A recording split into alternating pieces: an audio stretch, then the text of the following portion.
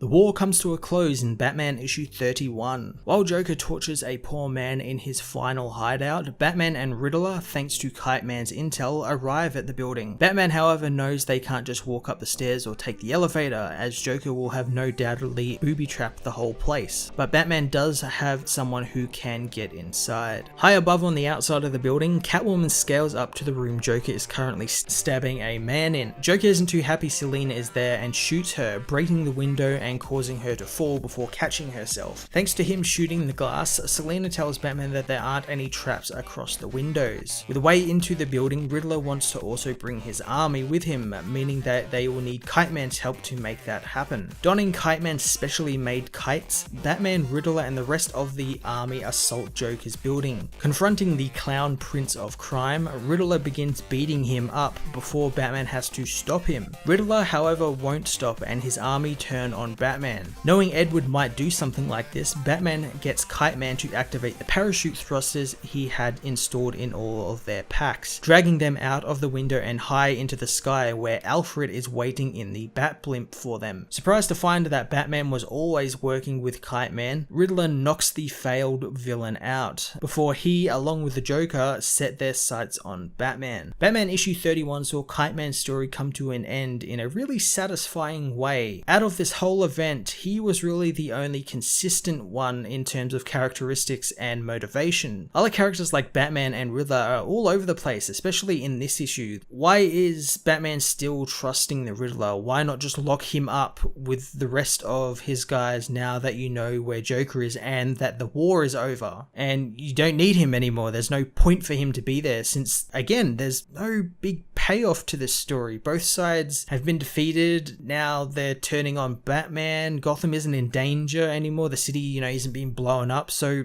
what's the stakes except for Batman having to defend himself, which is what he always does. Being a prequel also makes it kind of worse as well, since, all these characters are still around and it means they, live, meaning none of them will die in this story or change their ways or anything, since they all go back to being villains. Even Kite Man does as well, since he was in the first couple of arcs of this DC Rebirth Batman story. You see him go back to being a villain, so there's nothing really changed at all. I'm going to give this issue a 6 out of 10. Hey everyone, thanks for watching my newest video. If you enjoyed it, you might also like to check out my other reviews here on my channel. You can also follow me on various social media platforms like Twitter by searching Matt_FOS, or even join the Comic Multiverse Discord server and chat with other comic book fans, including myself and Joel from Cape Joel. Want cheap comics and trades? Head over to the book depository with the link in the description to get the cheapest trades and comics around, along with free shipping anywhere in the world. Until next time, this has been Matt of the Fortress of Solitude. Thank you so much for watching.